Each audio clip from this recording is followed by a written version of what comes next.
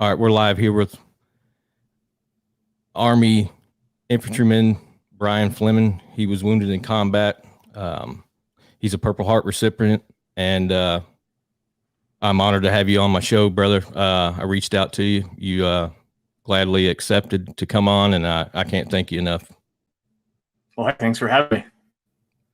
Now, I've read your book. I got it sitting right here for the listeners and people watching the show.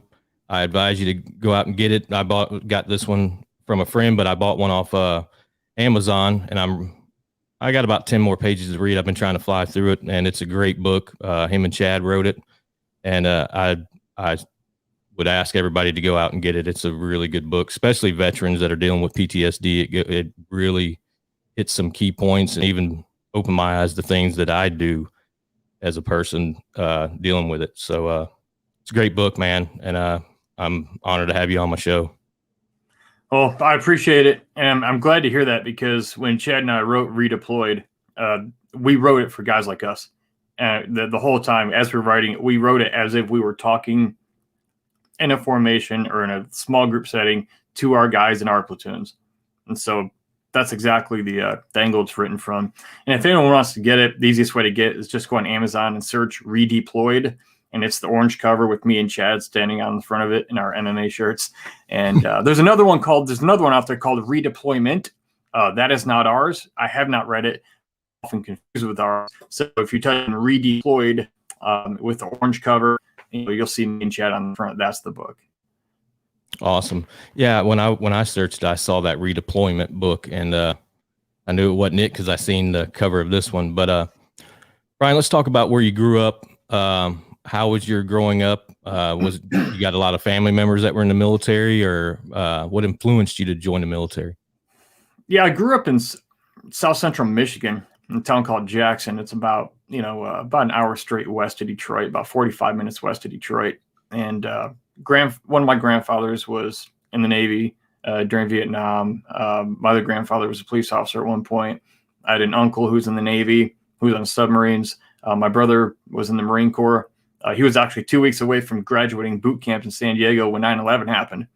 And so, his story is, hey, we're 2 weeks away from graduation, and the drill instructors all brought in these TVs and said, hey, look what's happening in New York right now. You're all going to war. And he said they're all confused because for the past 16 weeks, they've been told they're going to war and everything else. And they didn't know what was going on or if they were messing with them. And so I joined the military out of Miami, Florida. I did high school down in South Florida, 10th grade through graduation. And I joined the Army as infantry. This was in 2003. And, I'd been around the world to a handful of countries at that point, even that young in my life. And I realized that there are some good places around the world. Don't get me wrong, but it's a rare exception where somebody has as many personal freedoms as you do in America. And I knew that was different. I knew that was kind of unique. And I never wanted anyone to be able to say that better people than me provided that for me, and I didn't do a thing for it. Like, I didn't at least contribute to the continuation of that.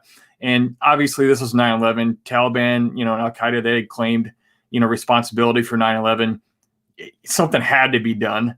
We had to go, as far as Afghanistan, because that's where they were operating out of. And I remember one teacher telling me, I was actually on track to go to college. I'd been accepted to a few and even go to med school, become a doctor. That was my career path. And my senior year, I just turned completely around and said, I need to do this for a couple of years. And one teacher got mad at me. She goes, you have the grades, you have everything. She's like, you do realize our nation's at war, don't you? And I'm sort of like, yeah, that's kind of the point of joining the military, and respectfully, but she didn't see it. And, you're going to do things in life and you're going to make choices that people aren't going to understand. And that's okay. Especially once you're 18 or above, it's like you're an adult, you need to live your life. And so I joined straight out of high school, went to Fort Benning, Georgia for basic training. Second ID in Korea was my first unit. And then I was reassigned to the 10th Mountain Division, with whom I went to Afghanistan about a year and a half later. How was what battalion were you in Fort Benning? It was Alpha 150. I was in 258, and yep. Remember it like it was yesterday. Whew. But Yeah, I didn't think Georgia could be hotter than Miami in August. It was, which was weird because it's so far north. mhm. Yeah, there's like a hole in the ozone layer that God cut, and it just shines down on Sand Hill, just for these young recruits like us. Yeah. So you get sent to Korea. Do you spend some time in what is it, TDC a little bit? Good old Tonga-chan. That's Oh right. yeah. 1 Had you year as some a soju? single guy, and I did not come home married, but I did eat a dog and some other stuff, and had the Korea experience. Yeah. What was your favorite bar over there, if you mind me asking? I actually, the thing is, I was that guy who really didn't. I've never really been into club hopping, or everyone would come back and they blew their whole paycheck. We went to one place in Yongsan down in Seoul called Geckos that was pretty cool. Oh yeah. But other than that, everyone else would go to the bars on Friday nights. I just go to the gym and work out. And I came home, I paid cash for a new Mustang. And I did, I wasn't the typical guy over there that you think of. And it's interesting because in life, a lot of people notice you for what you do. Like, why is he doing that? I got noticed for what I didn't do. Like, you didn't buy any drinking girls this weekend. You didn't, you didn't, what do you mean you're not going out to the bar with us? There's 30 of us, we're going to own the place. And I'm like, I just didn't want to. It wasn't, I love the guys. It was never my thing. I would sit there. I remember the first time going to one of these places, and I'd sit there and I'm like probably the most boring guy in the club.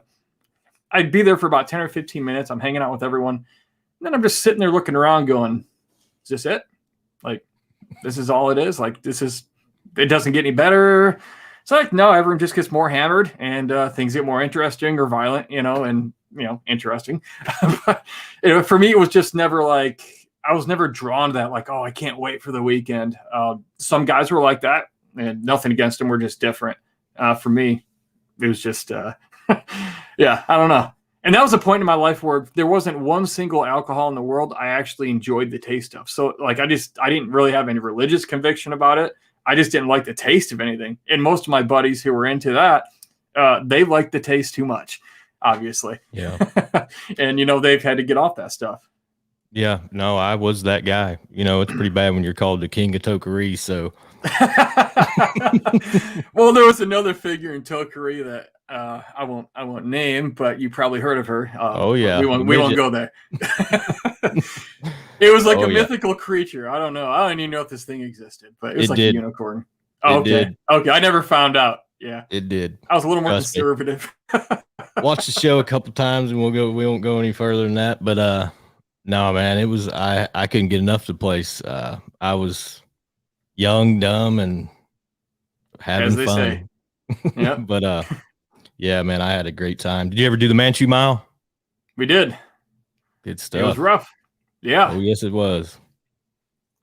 I ended up doing 2 while I was there. I extended another year, so yeah, man. I got the belt buckle around here somewhere.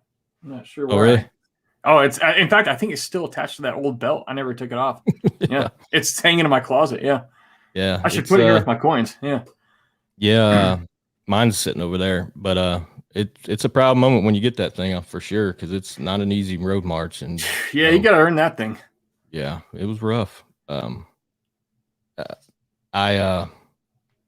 My second one, I was about to do a third one, but I got held back for some guys that were my platoon sergeant was like, dude, you got to stay back with these ass monsters because they don't want to go to their appointments, so I had to watch them.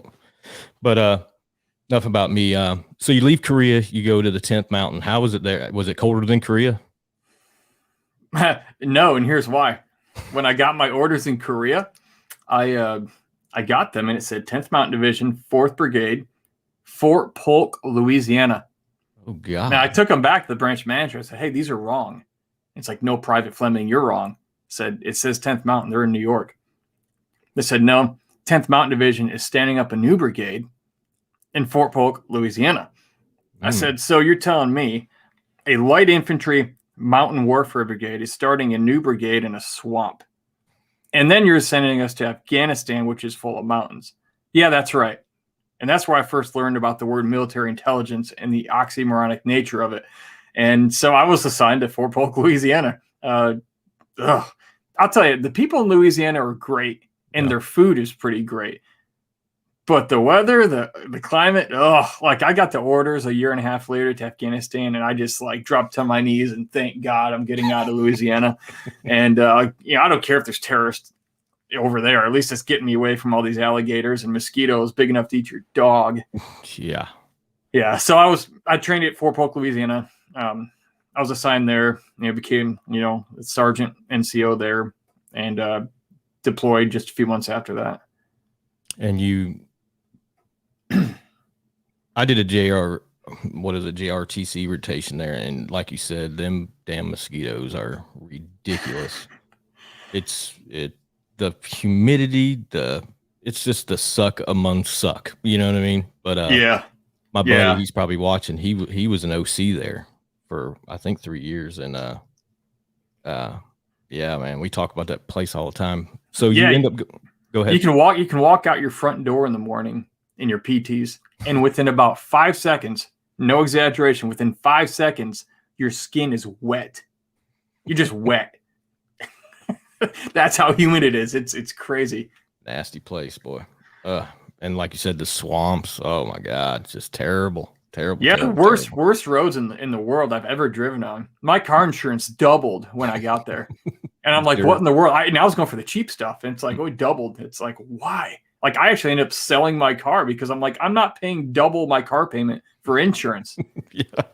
I'm like, I bought the car outright. No joke. Now it's more than the payment would have been for the insurance. Yeah. Crazy. Yeah. So you get deployed to Afghanistan, and what are you doing? A bunch of route clearances, OPs, stuff like that? Yeah, I was assigned to the battalion scout sniper platoon. And so we had 2 scout squads, 2 sniper squads. I was team leader in one of the scout squads, and our main mission really was just really reconnaissance, or, a lot of, it's funny how we word it when we create missions. It's like, go to this area, and it's like identify enemy presence. Like, well, what does that mean? Well, if you get blown up or shot at, like, oh, they're here. Like, okay, we know they're here. It's just funny how sometimes we word it identify enemy presence. Like we did that handful of times. And so we were based out of Fob Lagman, which is about, I would guess, an hour and a half straight north up Highway 1 from Kandahar Airfield.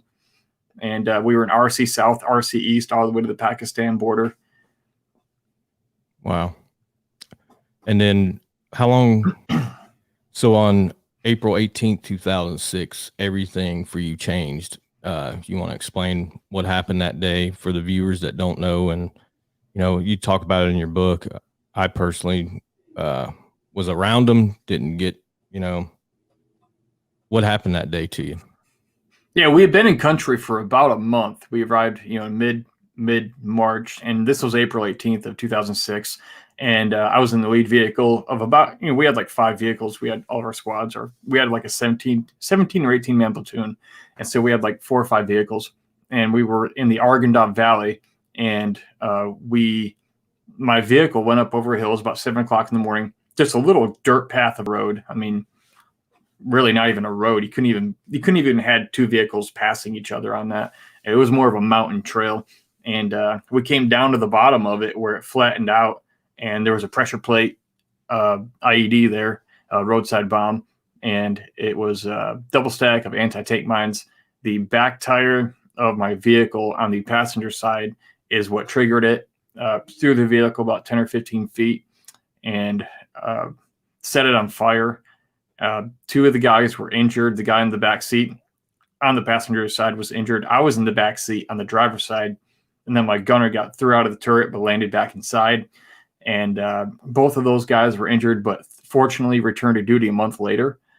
And we were out there for an additional 2 days because we couldn't just leave the wreckage. You have to wait for them to come get it. And no further attacks ensued following that, thankfully, which is nice because the TTPs of the Taliban at that time was blow up a vehicle, fire machine guns into the smoke, and run. And that didn't happen, thankfully. And things could have turned out quite different had they, maybe. And so that was the first explosion. So no one was. You didn't get any nothing from that one, right? Correct. Me physically, I walked away completely unharmed. I stayed on the mission. We had a follow-on mission on the way back to the base a couple days later. What I did start noticing, though, and I didn't know this, I started having kind of some riffs with my squad leader. I was E5, he was E6, and I didn't really understand. And it's like, man, maybe it's just the pressure of being around. It was almost like we started arguing more. And he was accusing me of not doing things I should have done. And I kept thinking, like, I know my job. Like, where's all this coming from? Like, is he just being emotional, or what's, or is it me? Like, I didn't know. What I later learned, and we'll talk about the second explosion, but what I later learned is that from that blast, the shock wave of that blast, I sustained a mild traumatic brain injury from that. And I started from that moment having headaches every single day, every day. And they would last for hours, even on missions. And it was just, it was horrible. It sucked, but well, you suck it up and drive on. The sun's in your face. It's 150. Okay, I'm not exaggerating. 120 degrees outside. Wonderful here. And you just deal with it. Well, then I would forget little things, just little details, like planning for a mission. One mission we had, I forgot to tell one of my guys to grab the oil spray for the saw that we had borrowed from one of the local SF teams. We didn't usually have a saw with us. It's a machine gun, if you don't know, if you're listening. I forgot to tell him, hey, make sure you grab that extra oil in case we need it. We ended up needing it on one of the missions. The stupid thing, as always, it works great until you need it, and then it's like click. And so I used to be a saw gunner in Korea, so I'm like, get out of the way, correcting it. And then I start firing.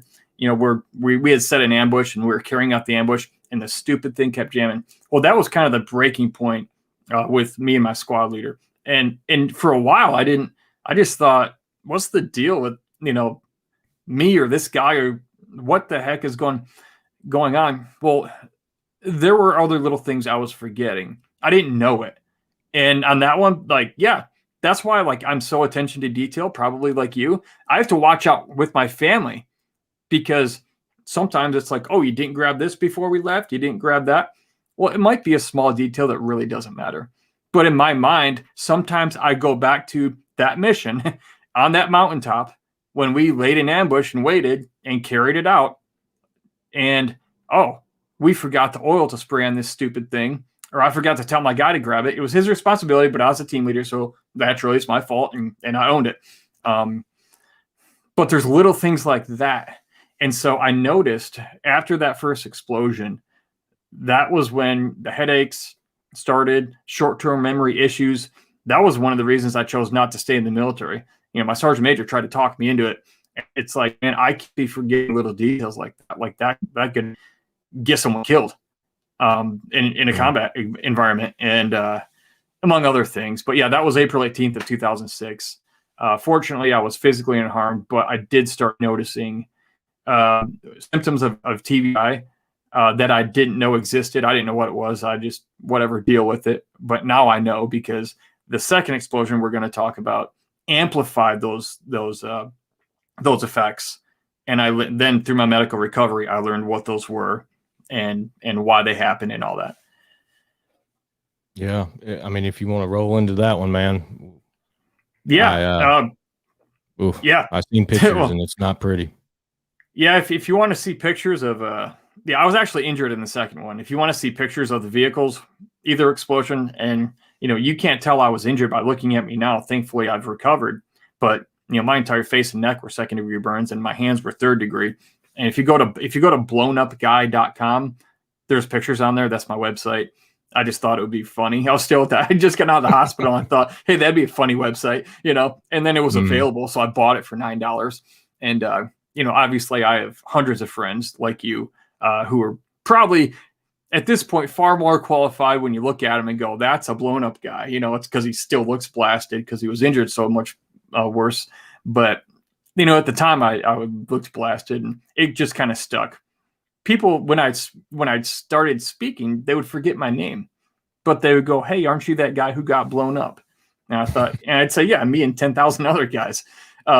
but they would remember those words. Guy got blown up. And so I thought blown up guy. It's just infantry simple. Turns out marketing wise, it was the best thing I ever did for my speaking business, but don't call me a genius. I didn't know it was. I was just being simple. But so to what happened, to explain what happened, the second explosion is what injured me. And this was on July 24th of 2006. First one is April 18th. Second one was July 24th. Weird how I was on this mission, because I was actually trying to reclass my job from infantry to EOD. And if your listeners don't know what EOD is, it's explosive ordnance disposal. They're the bomb squad. Basically, if you see that guy running, you better be in front of him. And so, they take apart and dismantle and assemble explosives. Now, why I want to do that at that point, even after the first explosion, I really don't have any idea. I just wanted to. And so I had in the process, I realized I had what's called a P3 on my medical profile, which means I was physically unfit for active duty, which is crazy because for the past 4 months, I've been running up and down mountains, getting shot at and fighting Taliban with 100 pounds of gear on. And, at 9,000 plus feet, I mean, we went up to, I think, 11,500 or 12,000 feet on some of our missions. I was in the best shape of my life. So why did it say that? No idea, but it barred me from continuing the process of reclassing my job. So I had to go from Fob Lagman in Kalat all the way down to where we were based, down to Kandahar Airfield, be evaluated by a doctor, and get that cleared so I could continue. We get 2 miles from the front gate of Kandahar Airfield. We're on Highway 1, and a white minivan pulled out in front of my vehicle. Now, I was a TC, and so I was in the front passenger seat, and my driver, he just pulled out on the left and passed the guy on the left like you normally would driving down the highway if somebody gets in front of you and they're going slow. So as we're pulling right up next to this vehicle on the side, passing him in the opposing lane, it was from like me to this wall behind me. I mean, just only a couple of feet. As we get right up next to it, the whole minivan exploded. I don't remember an explosion, but the minivan was being driven by a suicide bomber, and he blew himself and his van into about 1 million pieces that day, right there on Highway 1. And I'm happy to report he's the only one who died that day. And I always say that that was his choice. Give him my left-handed salute. And that's my Purple Heart plate on my truck says "nice try," and that's exactly why. It's like, okay. That. Yeah, so it's just another way to have fun. There's a lesson in that too. Before I go on, you have to find your coping mechanism. I laugh about things. I joke about things. I don't joke about other people's trauma. I joke about my own. And that humor and laughing at things sometimes has been somewhat redemptive for me, because I find it's my go-to. It's something I'm able to just somehow able to express things, and if I can joke about them, it's a way of getting them out. And everybody has their own coping mechanisms with the junk they've been through in their life. I would just encourage anyone listening, if you don't know what yours is, find it. And just make sure it's something that's productive. It's not destructive. If your go-to is, drinking a whole bottle of whiskey every night, that's not good. I know some guys who they go out and they do stand-up comedy, and, they joke about dumb things that happened in the military, or, where they're at now, and, they use it as a platform to heal. And so there's there's thousands of ways you can do that, but you have to find what works for you. So back to the explosion, suicide bomber explodes. I didn't have any idea what happened. For me, it was like, I was in the front, I was just sitting there in the seat. Everything's hot, whatever, fine, it's boring. And in the blink of an eye, it's like I blinked my eyes and suddenly I'm laying on the side of the road. And I woke up in a ditch on the side of Highway 1 in Kandahar, and my helmet wasn't on my head anymore. I couldn't find my weapon. It was actually still in the vehicle. And I did a push-up, to get up, and I had a fountain of blood pouring out of my face. My blood was all over the front of me. It would come out of my nose, my face. My face was, the whole top layer is a 2nd-degree burn. The side of my neck was a 2nd-degree burn. Both hands were 3rd degree, which required, reconstructive surgery. They did a really good job on. You can sort of see the texture there if you're watching this. They got us medevaced out there. I was to Brooke Army Medical Center in San Antonio, Texas, within 3 days of that explosion. Wow. Now, the recovery process, that had to be horrendous, man, because burns is different from broken bones. That is a painful, painful process of healing. Yeah. My driver was a medic. That came in real handy, and he was uninjured, and he actually got me and my gunner out of the vehicle and was working on us both when the medevac came in and got us.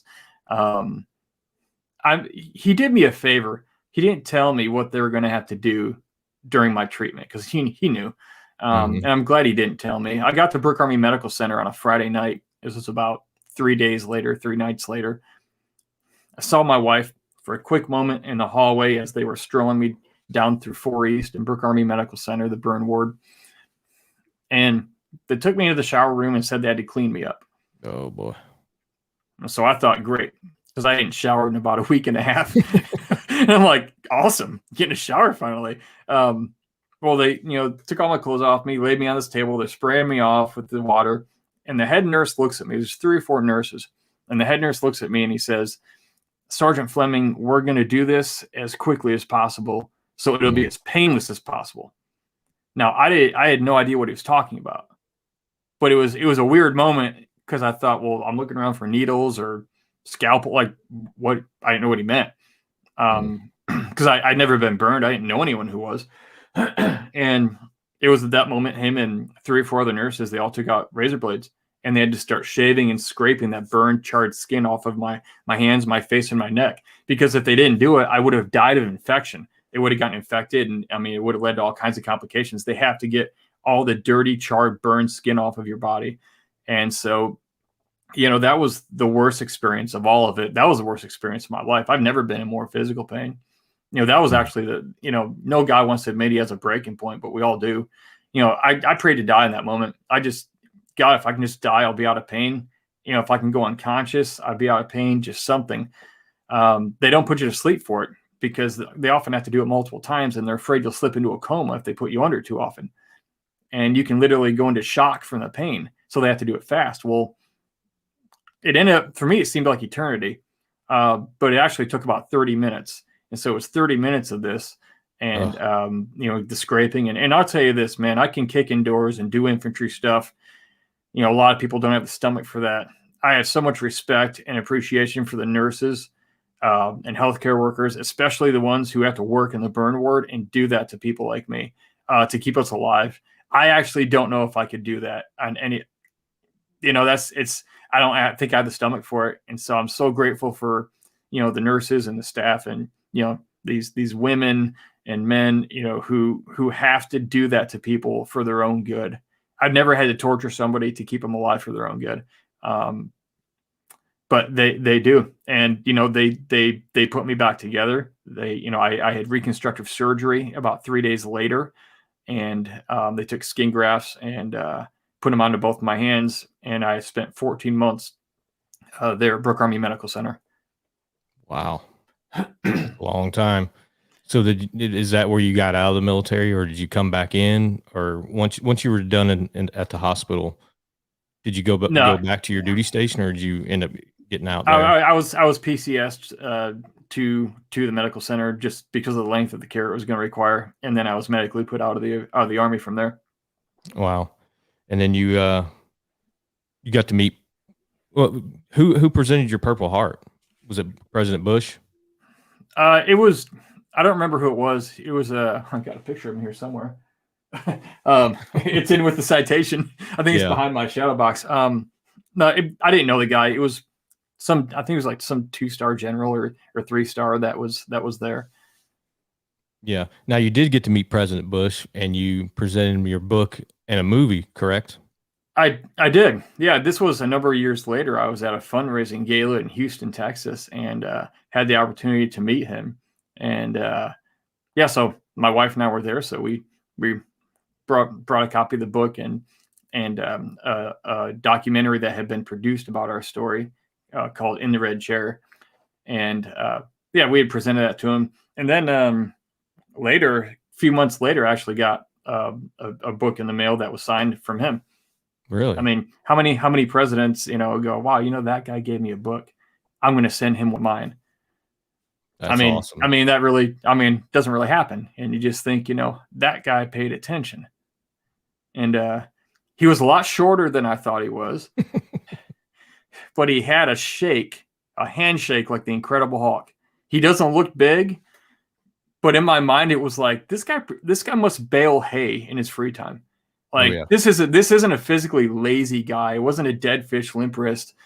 This guy had a man's handshake, and I thought, this hand is shaking hands all over the world of the world's top leaders, and which was including him at one point. But that really impressed me. I noticed he didn't just have this weak handshake. He had a very strong, firm, rough, callous handshake, and I don't know. That just says a lot about people. Some people love him, some hate him. Who knows if the reasons are even real or not? Politics. But I did notice that about him, and I took notice of that. Yeah, no, that's cool, man. Now you do. Now you was you wanting to get out, or would you have reclassed if you could to stay in, or is it just like, no, I got this TBI and there's no way I can do it anymore? For a while I contemplated it, and the more I got toward the time of getting out, I just inside I felt it's time to move on. I joined the military. I felt like I had done what I came to do, not because of how it ended. Yeah. I didn't know this until I was probably 30 years old. I'm 36 now. I was probably 29 or 30 years old when I really started to realize this about myself. That one of the big reasons I joined the military, it was post 9/11, so that was obviously a very practical reason. I didn't grow up. I grew up and my father wasn't ever really around. Didn't really take much interest in me when he was, and so I realized, like, when I was about 30, I had a burning question inside of me, and it was basically, am I a man?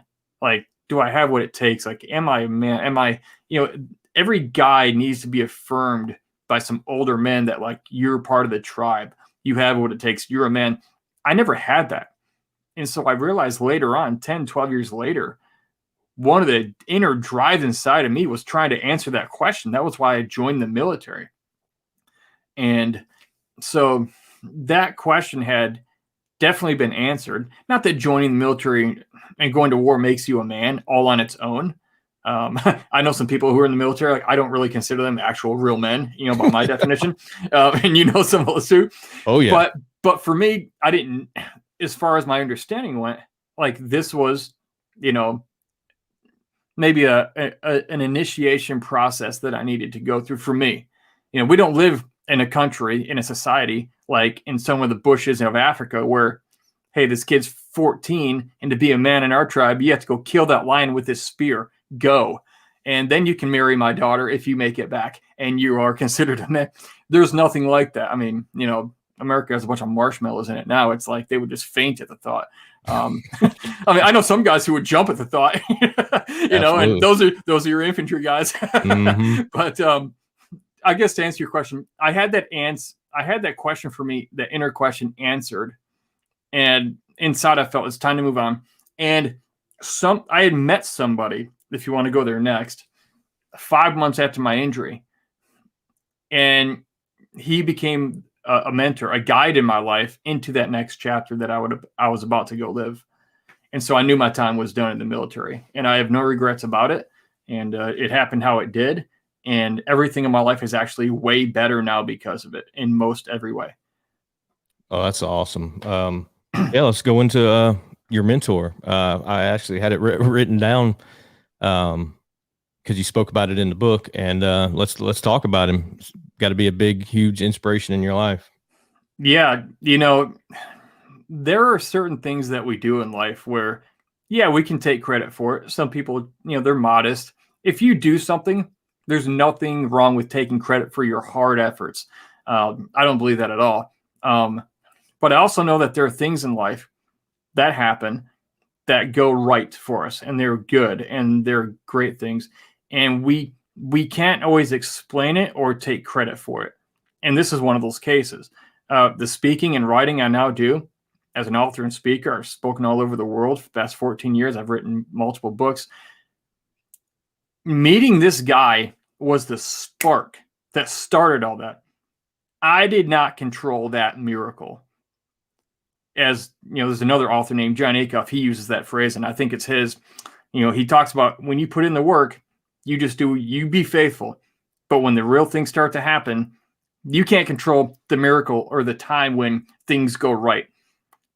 So I was always very open. I was never closed-minded. My life is over. I don't want to talk to anyone who hasn't been there. I was never of that mindset. And a guy named Dave Reaver came to the medical center. And he had been blown up in Vietnam. A phosphorus grenade he went to throw into the bush from his riverboat, and he got shot in the hand by a sniper aiming for his head, and it pierced the grenade in his hand 2 inches from his right ear, and it blew half his body off. It burned it off. He's there at Brooke Army Medical Center telling this story to me and like 30 other guys who've been blown up, shot up, burned up. We're all sitting there in recovery, and he's talking to us, and he's still scarred in the face. You can see, and he's telling about the phosphorus, and he said, I was on fire, so I jumped in the water to put out the fire. He said, well, phosphorus burns in water, I found out. He said, I saw my skin floating all around. He's all around me, beside me. He said, man, I was beside myself. He said, man, I had to pull myself together. And we all just kind of looked at him like, that's sick, and we love it. Yeah, like he was infantry. He was actually with Naval Special Warfare. Oh, really? Yeah, he wasn't a SEAL, but back then they had a unit called the Brown Water Black Beret. I think they were the predecessors to the SWIC teams. If I could be wrong on that, but that was the job they did. They would insert and extract, the teams, and they would patrol the Brown Rivers through Vietnam and Southeast Asia on the riverboats with 50 cals, and you're just armored up to the core. So that was his job.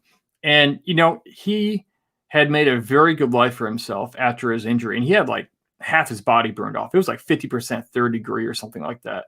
And, he'd been dead 2 or 3 times and came back. And, here's the thing. I saw a guy who was once in my shoes. He was actually hospitalized at Brooke Army Medical Center also back in 1969. I saw a guy who had been in my shoes, but he didn't stay where I was. And I thought, if that guy can move on in life, he's built multiple multi-million-dollar nonprofit organizations and done business at high levels. He's been married to the same woman he married right before he deployed to Vietnam. All these years, and I thought, this guy might not have all the answers, but a lot of what his life looks like, I would like mine to look that way. And if anybody can help guide me forward, it would probably be him, at least through his own life experience. I can see he's lived what he preaches. And that's the kind of life I want. I had gotten married 3 months before I went to Afghanistan. And my wife and I have now been married over 15 years, happily. And so Dave and I became friends. And, we talked afterwards. He ended up inviting me like a month later to one of his speaking engagements. Mm-hmm. And I forgot to ask for permission to leave the hospital. I flew to Fort Riley, Kansas, like Manhattan, Kansas. I flew there on a weekend, and I got back, and they're like, "You didn't ask for permission?" I'm like, "Oh, I was supposed to do that, wasn't I? I was an NCO. I knew better. I literally didn't think of it." I'm like, brain injury. Not as an excuse, but like literally that was the reason. I'm like, "Oh, you went more than 200 miles away from the base." I'm like, "I definitely went more than 200 miles away from the base." Yeah. So anyway. He brings me up to Kansas. It's his speaking event, a big old patriotic rally. We're in this high school gymnasium, and there ended up being standing room only. There were 3,000 people that showed up at this event. Wow. And right in the middle of his talk, he looks down at the front row and he points at me. And he says, "Brian, come on up here. Tell him about yourself." And he hands me the mic and he says, "Take 2 minutes. Tell him what happened." It's like, this is 5 months, 6 months after my injury. I laugh now and I say it's like unconventional therapy. Like, you don't really do that, or, that's not really how it's normally done. Not that normal ever works anyway, but I basically said, "Hey, I'm Brian. I got blown up. I guess I'm still here for a reason." Go for it. Probably the most uninspiring, unmotivating talk ever. My face was still pink from the burns. I had compression garments on my hands. The gloves, from the skin grafts. And, that didn't change me. What changed me is what happened the moment I stepped off stage. My life took a 1 degree shift that was small, but it was huge. And here's exactly what happened. I stepped off the stage, and this young lady who was probably 22, 23, about my age at the time, she said, "Hey, Brian, thanks for being here. When I growing up, I was raped, I was molested, I was abused. Since I was a little girl and through my teen years, my boyfriend was abusive, and he just broke up with me. And 2 weeks ago, I tried to kill myself, and I failed." And she just left it at that. And I was like, "Wow, gosh, I'm sorry." Like, I didn't know what to say. I mean, that's horrible. But then she said this. She tagged this on the end. She said, "But if you can get through all that," referring to my Afghanistan injury, she said, "I think I can get through this." And I don't know why that's a big deal. To some people, maybe it isn't. But I realized that because of my injury and my willingness to talk about it, this young lady is not going to go home and put a pistol in her mouth or drink a bottle of pills or slash her wrist. That she's going to keep moving forward. And that meant everything. And a lot of people say, that day, "Wow, Brian, you really helped that lady." I guess I didn't mean to. But what I didn't know for years later is that she helped me. And here's what I mean. We're all looking for ways to make sense of the hard things, the traumas we face, the losses, the grief that we face in life. And I really believe we're all kind of looking for a redemptive perspective on our experiences to kind of find resolution with those things. Whether it's losing a friend in combat, which my roommate was killed trying to pull his buddy out of the kill zone in an ambush in Iraq. It's like, try to resolve that in different ways, and it's another story for another day. But what happened that day, I didn't understand for years. But in that moment, I knew I had to do this speaking thing. I didn't know anyone actually did this speaking thing. All I knew is I told Dave afterwards, "I don't know what happened today, but I have to do this." It was literally, "Dave, I'm going to do this or die trying. Are you going to help me, or do I have to figure this out on my own?" And he said, "Oh, I'll definitely show you. I'm happy to show you." And he became one of my best friends. He put me on almost every single one of his stages for about 12 to 18 months after I got out of the military. He mentored me. I worked for him. He trained me. He never charged me a nickel. Though he could have and probably should have. With most people, it was, I didn't control the miracle of meeting that guy. I didn't say, "Oh, I'm going to go do this, so I'm going to get where this guy's at, and we're going to meet." And it wasn't my doing. It was out of my control. But here's something I'm going to say too. I've got this book right here. It's not mine, but it's called Man's Search for Meaning by Viktor Frankl. If anybody listening, have never read this book, you can read it in an afternoon. It's not long. Man's Search for Meaning by Viktor Frankl. He was a Nazi prison camp survivor and a psychiatrist. And he had a lot to say after getting out of Auschwitz and surviving and being freed by the Americans. And when it came to the topic of suffering, this is something he said, and I say it twice because it's a deep thought. He said, in some ways, suffering ceases to be suffering at the moment it finds a meaning. In some ways, suffering ceases to be suffering at the moment it finds a meaning. What I realized is when I met that young lady after that first talk, 2 minutes, is I had found a sense of redemption in my suffering, some resolution. I had started to gain a redemptive perspective on my suffering, on my pain. Something that made it worth it. It's not that you don't still feel the pain sometimes, but you get a different perspective on it. And that really makes a big difference. And, Viktor Frankl also had his own definition of the word despair. Now, despair, the textbook definition by and large, is a complete loss of hope. So he said this, though. He said, despair isn't just a complete loss of hope. Despair is suffering without meaning. When you're suffering and there's really no deeper meaning, you're not suffering for a cause you believe in, or you're not suffering because, you fought for something you believed in and now you have to deal with things. If you're suffering and there's just no reason at all for it, he said, that's despair. That is the deepest, emptiest place. And that's why I encourage people so much. That's why I talk about resilience. and I speak, it's because if I can give anyone anything, my biggest goal is to help somebody get to a place where they can start finding meaning in their suffering, whatever that looks like for them, however they get there, to gain a redemptive perspective on the battles they've had to fight in their lives. Man, that's that's some good stuff. You want to talk about that other book that you showed me before we started? People can go and purchase it, and yeah. Well, I'm going to give you a link to a free copy of it. Gotcha. This is like the fourth book I wrote. It's called the Resilience Booklet. It's about how extreme survivors overcome massive challenges, and it's only 52 pages. Yeah, I wrote it short intentionally. My other books are 200 plus pages. This one is 52, and don't let the length fool you. This is a transcription that was edited into a book of a talk I gave to over 400 mental health professionals at a university up in Boston a couple of years back, and they wanted me to talk about resilience and how I was able to move past so much so quickly in my life, to the extent that I could talk about things and seemingly not be really that negatively affected by all the horrors I've been through in my life.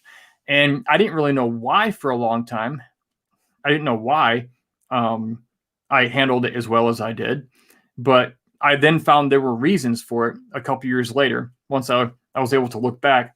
And this talks about different ways that the world's most resilient people are able to move productively forward despite what they've been through. And so if you would like a free ebook copy, a free download copy of this, I don't want your money if you're listening. If you want the free copy, go to this website. It's free R as in resilience, the letter R, freerbooklet.com. Free letter R booklet.com. I don't know if there's a way to put this in the comments or something, but you can probably add that later. If you go to freerbooklet.com, you can get the free download copy. If you want the actual booklet and some other copies of it, you can just go to resiliencebooklet.com and you can get it there. But yeah, I made this so it would fit in the cargo pocket of a soldier so that people could carry it around. I didn't want it to be one of these like, healing your PTSD, where like someone's embarrassed to be seen with it. I mean, look, it's got the guy, climbing the cliffs at Normandy on the front there. It's resilience. It's hard. And it was written for guys like us, men and women who have served. And there's probably 40 or 50 great points in here that are highly practical points that you can apply to your life as far as resilience is concerned. If you're going through something in your life or someone who is, I don't know why anybody would not go get it for free. Like I'm not trying to sell you anything. I don't want anything from you. This is my gift to you. And I hope everyone listening will go get that and be helped by it. Yeah, I can put that link in the description so people can click it and go to it and get it.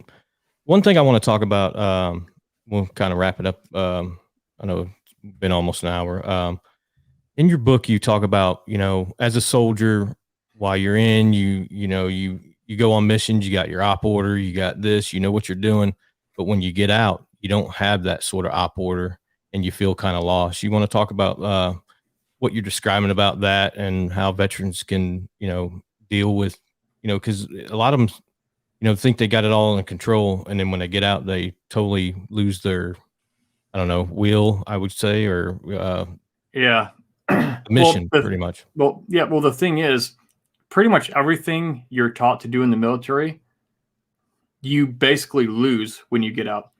Number one, you enter a new battlefield, the civilian world, and it is a battlefield with new enemies, new challenges, different things you're not used to having to deal with. But secondly, think about this. What's one of the first things you're taught day one of basic training? You don't go anywhere alone. Battle buddy, whatever you call it, wingman if you're in the Air Force, same difference. You don't go anywhere alone. By default, when you get out of the military, you are now alone on a new battlefield. Now, what battlefield in the world have you ever been on where the person who's alone on an enemy battlefield has any chance of surviving? Almost none. You're going to be the first one to get taken out. Well, the thing is, in the military, we have people, our command, passing down the missions. Here's our mission. Here's our next mission. Well, you get out, there's nobody making the missions anymore. It's on you to create the next mission and to pursue it and to put it together and to carry it out and to assemble the teams, your platoons, whatever you want to call it. And I think a lot of people, well, I know, nobody prepares us to use the skills the military taught us to transition into the civilian world onto this new battlefield. They directly translate, by the way, but nobody teaches us how to use exactly what we know to translate that. I mean, my biggest piece of advice for anybody who's about to get out of the military is find your next mission as soon as humanly possible before getting out. It will not get easier once you're out. Once you get out, I mean, you can still do it that way, but find your next mission. Go from mission to mission. Don't go from having a mission to dropping off, tumbling around down a cliff, and then finding a mission. It doesn't have to be that way. And I mean, you were taught, you have a platoon, you have sister platoons, you have infantry platoons, which has, a rifleman, a grenadier, a machine gunner, a squad leader, a team leader, you have snipers, you have scouts, you have medics, you have your camo guy, you have, S4, people who handle your pay and your supply. Two of the most important people to get on your good side, by the way. If you mess with my money or the equipment I get, I want to be your friend. And, I want to be on your good side. So we know how to assemble, to look and go, who do we need for this mission? And assemble those people. But most service members get out of the military and they don't do that.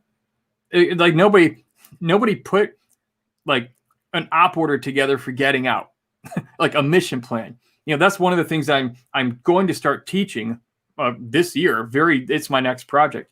It's a battle plan. I've literally adapted the op order framework.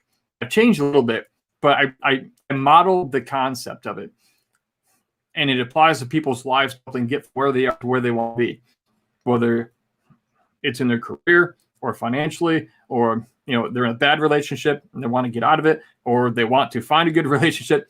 Whatever it is, if somebody feels stuck and they're trying to get somewhere but they don't know how, I've created a far simpler, far less complicated and nauseating process than an op order. If you've ever done an op order, you just want to blow your brains out at the end of the day. This is way simpler, but the key components of an op order are in there, and there's nothing left out that's necessary. Everything that needs to be in there, all 7 or 8 steps, they're in there. Everything else is filtered out. Why? Because they're non-essential. They're extra. And that's why it's so effective. And so if you go sign up for the resilience booklet, the free ebook at freeourbooklet.com, that will get you the booklet, the ebook version, but also it's going to put you on my email list, which, number one, I'm not going to spam you. I'm not going to send you junk mail. It's just my way to keep in contact with you about what I have coming up and how it can be helpful to you and your loved ones. And it's actually me who sends the email. I don't have a big corporate team that sends out these impersonal corporate emails. It's from me. You're getting it from me. And so go get that, because as that develops, I know it's going to help a lot of men and women who have gotten out of the military, and also their friends and family members who are just, heck, I helped a lady get out of an abusive relationship. We put together literally a divorce battle plan, and she got out of that like in record time. She was able to get away from the guy, get free, and now she's literally living the life that she wrote down as what does success look like at the end. She's literally living that exact life right now, because we put it together. She saw there was a way out and she took it, and she had the right people there. She knew what was holding her back. The real enemy actually wasn't her ex. The real enemy was a thought she had in her head, come to find out. But we had to dig and discover that. And once she identified that, she took it out. And within like a month, she was gone on her own, and she had never felt better, and she's loving her life. So that's just one example. But I don't actually have that together yet, but go get on the list there with the freeourbooklet.com. So as that develops, I can put that stuff out to you. And so whatever you're facing in your life, wherever you're trying to go, you can have a solid, proven framework of a plan for getting from where you are to where you want to be. I'm here to help. It's the reason I'm still alive. It's why I survived Afghanistan, is to help people win their battles. I believe that. Yeah, man, that's good stuff, dude. I'm going to sign up for it myself. I encourage anybody else listening to sign up. It's free, correct? So yeah, free is good. I grew up poor. You offer me something free, I'll take it. Yeah, no joke. Well, Brian, Yeah. man, I appreciate you coming on. Stick around after for just a second. I will ask you something. I appreciate your service to our country. Your story is amazing. What you're doing out in your community and America is amazing. And I can't thank you enough for coming on, man. You didn't know me from nobody, and I sent you that message, and you're like, yeah, man. And we made it happen. It was a great podcast, and I appreciate you coming on, brother. Well, thank you. Like I said, it's the reason I'm here. So I'm glad we could make it happen. Absolutely.